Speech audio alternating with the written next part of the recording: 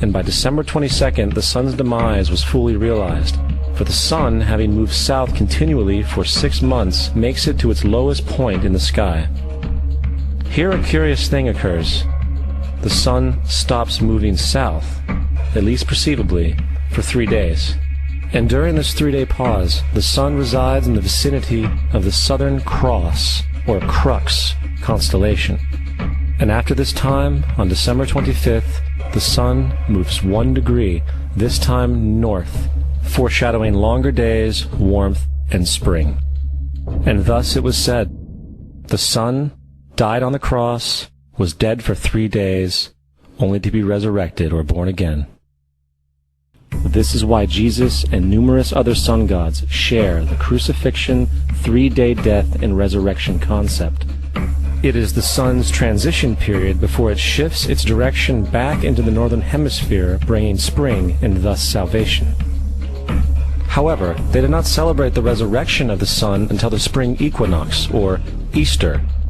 This is because at the spring equinox the sun officially overpowers the evil darkness, as daytime thereafter becomes longer in duration than the night, and the revitalizing conditions of spring emerge. Now, probably the most obvious of all the astrological symbolism around Jesus regards the 12 disciples. They are simply the 12 constellations of the zodiac, which Jesus, being the sun, travels about with. In fact, the number 12 is replete throughout the Bible.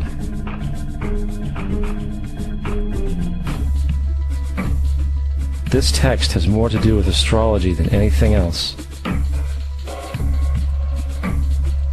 Coming back to the cross of the zodiac, the figurative life of the sun, this was not just an artistic expression or tool to track the sun's movement. It was also a pagan spiritual symbol, the shorthand of which looked like this. This is not a symbol of Christianity. It is a pagan adaptation of the cross of the zodiac.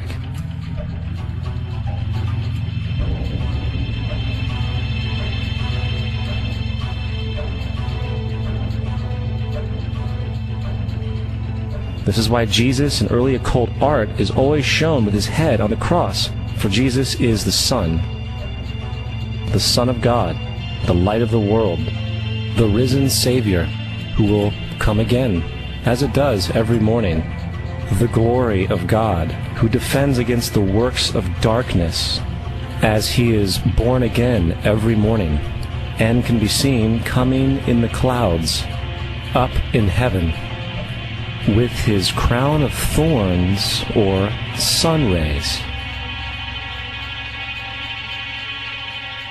Justin Martyr, one of the first Christian historians and defenders, wrote, "When we say that he, Jesus Christ, our teacher, was produced without sexual union, was crucified and died and rose again and ascended into heaven, we propound nothing different from what you believe regarding those who you esteem sons of Jupiter."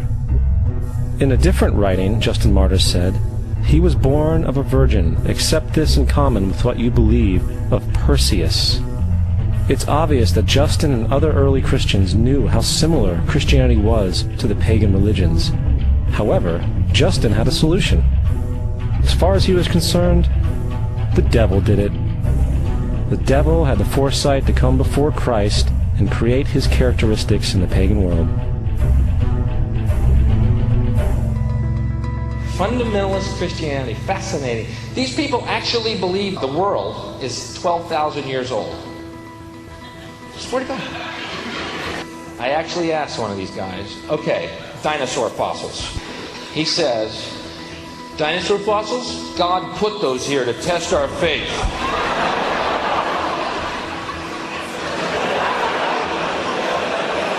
I think God put you here to test my faith, dude.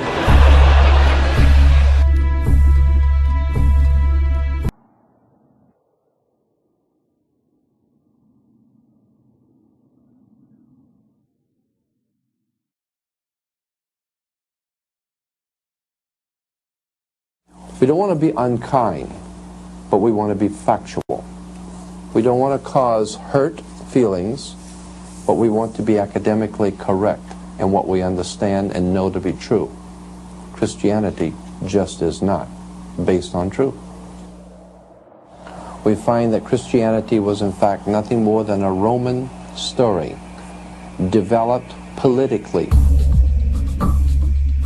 The reality is, Jesus was the solar deity of the Gnostic Christian sect.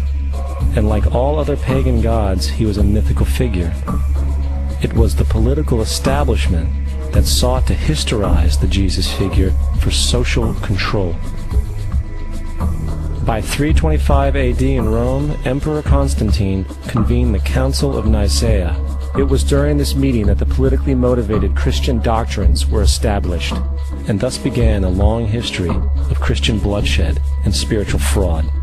And for the next 1600 years, the Vatican maintained a political stranglehold on all of Europe, leading to such joyous periods as the Dark Ages, along with enlightening events such as the Crusades and the Inquisition.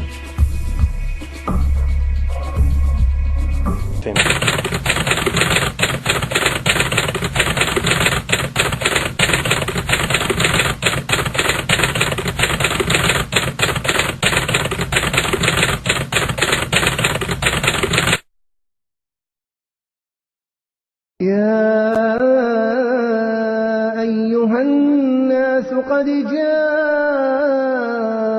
الرسول بالحق من ربكم فآمنوا خيرا لكم وإن تكفروا فإن لله ما في السماوات والأرض وكان الله عليما حكيما